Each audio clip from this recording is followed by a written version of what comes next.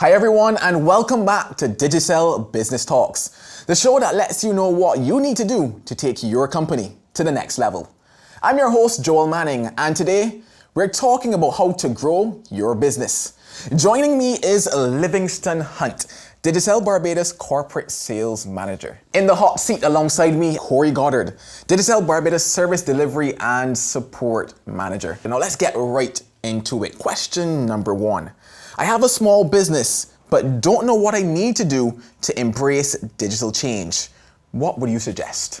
Thanks for having me on the program, Joel. Well, one would have to start with a definition of digital change, and a working definition would be making changes in an organized way in an organization.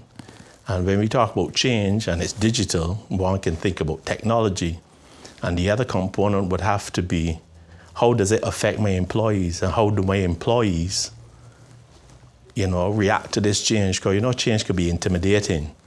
So you have to make sure you have the processes in place. And with technology, you need assistance, and there are several technocrats out there that can do that. And when we look at the employee training, you have to train people, and you also have to make sure that people are comfortable with change, because these changes will ultimately be responsible for if you are successful, and if these changes are successful in the business processes, whatever the changes are, whether they're HR changes, organizational, workflow changes. So you need to pay attention to that. Going back to what Livingstone would have echoed earlier, I think it's important to understand what digital change or digital transformation is. Essentially, in general terms, you can think of it as the adaptation of technology within a business that fundamentally changes how you operate and engage and interact with your customers. So having said that, I think the key thing here for businesses to understand, whether small or large, is that you have to be strategic about your approach. And what does that mean? That means that you have to understand what is your motivation behind wanting to go through this journey. And also that means that you have to consider your staff or your employees to make sure that they have bought in, because this is going to be a cultural shift and a fundamental shift in the way they operate and the way they engage with their day-to-day tasks.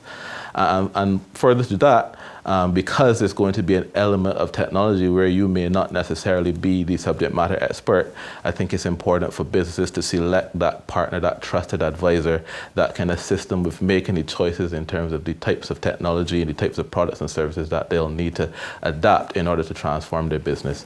And finally, once you've done that, it's then going to be an ongoing process of refining and evaluating and monitoring what you do and ensuring that it is delivering the business results for you.